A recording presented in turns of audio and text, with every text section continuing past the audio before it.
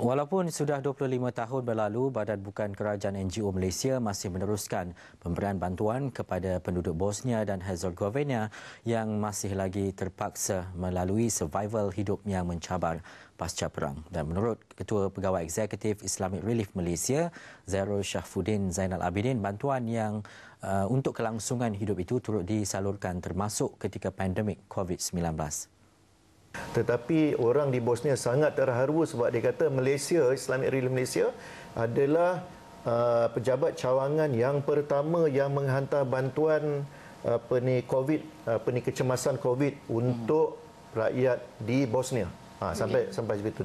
Tapi daripada 1995 sampai kepada sekarang ni kita terlibatlah dalam maknanya korban dalam pengurusan anak yatim, dalam pendidikan, memberikan mereka beasiswa. Malahan yang terkini yang kita cuba atur sekarang ni ialah untuk mengenal pasti anak-anak miskin Bosnia di sana yang boleh menyambung pelajaran di Al-Bukhari Islamic University. AIU sudah pun membuka tawaran itu, dan kita bekerjasama dengan pihak kedutaan Malaysia di sana dan juga dengan pejabat cawangan kita Islamic Relief. Now, dalam masa yang sama kita tahu ini adalah negara 4 musim.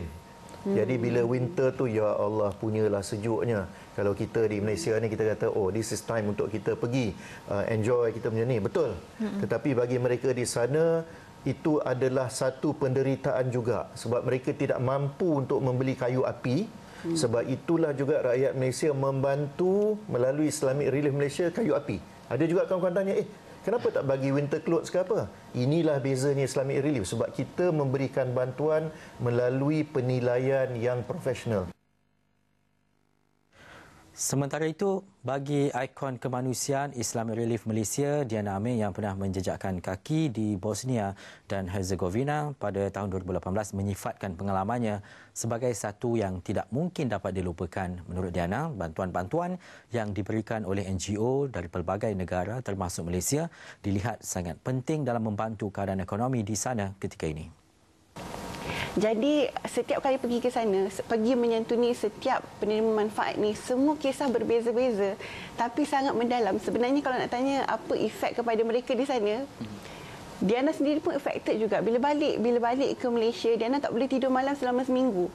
Because of experience, masya-Allah. Experience yang diorang share tu sangat-sangat sangat-sangat jauh dengan kesakitan ataupun masalah-masalah yang kita alami di Malaysia. Kerana mereka di sana sendiri sebenarnya pun sebenarnya untuk mengakhiri Bosnian War itu, mereka, saya singkatkanlah ya, mengikut pemahaman saya, mereka terpaksa untuk memeterai satu perjanjian untuk ada 3 presiden dalam satu negara.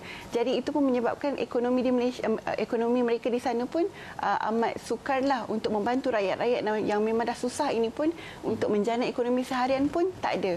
Sebab itulah pentingnya sebenarnya NGO-NGO daripada luar negara ini untuk datang membantu kerana mereka tak dapat ataupun sukar untuk mendapat bantuan daripada negara mereka sendiri. Okey, bila dia nak pergi ke negara-negara penerima manfaat ni sebenarnya, contohlah dia nak bagi contoh, kalau dia nak pergi ke satu rumah ni, ada beberapa isi rumah yang dalam satu rumah yang sama. Tapi ada seorang ni ibu ataupun mungkin umur dia kita dah boleh panggil nenek lah. Seorang nenek ni dia ceritalah tentang bagaimana semasa Bosnian War tu dia bersama dengan anak dia dalam rumah sedang bersembunyi daripada dapat dicari oleh Serbs pada ketika itu, dan anaknya itu hanya sebab dah lapar kan dalam rumah tak ada makanan.